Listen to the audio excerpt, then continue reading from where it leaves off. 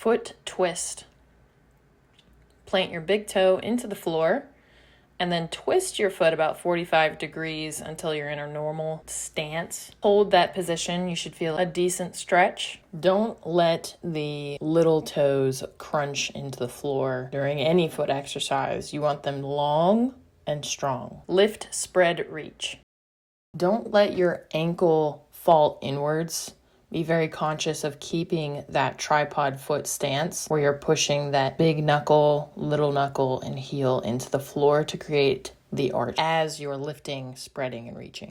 You can use your finger to help spread them apart and also lift your toes if they're having trouble lifting. And then try to push the big toe and the pinky toe down into the floor first. The spread and the reach is mainly the big toe and the pinky toe. As you can see, my pinky toes need a little bit help trying to get up, and lifting it as you lift it and seeing if you can kind of connect to it while it's up there helps eventually get your pinky toe or whatever toe you need to lift a little bit higher over time. Couch stretch. Be sure to tuck your tail with this one. You really want to feel this on the front of the hip and front of the thigh. Here's 2 modifications for you. The initial one, you can really tuck your tail and just kind of lean into it. I prefer my stretches to be active as much as possible. So for example, this stretch, when you're tucking your tail, you're kind of also trying to flex that heel towards your butt, and you're really feeling the majority of this in the front of that thigh, in the quad and hip flexor area.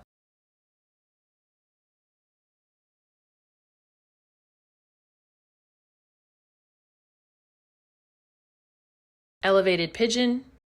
You can do this on a counter, the back of a couch. Find which side gives you more stretch. That might be towards your foot or towards your knee, and then hold it there. Be sure to press the knee into the box or the couch or the counter or whatever you're using. You want to feel the glute activating as you're pressing it into the surface that you chose.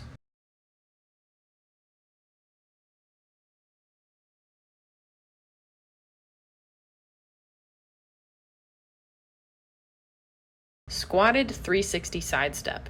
Get your band, put it right above your knee. Get as low as you can and make a big old circle 3 to 5 times. Keeping the hips low. Ideally here, I would keep my hips a little bit lower, but this is difficult. Looking in a mirror would probably help you with this. And make your circle as big as you can.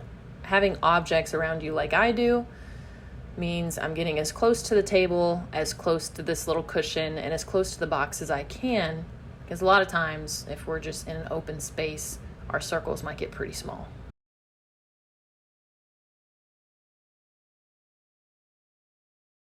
Very minimal rest in between, a couple of breaths.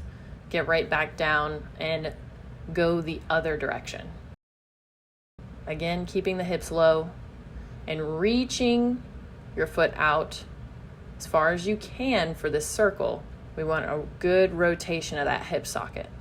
And trying to keep your knees out. Do not let them collapse inward.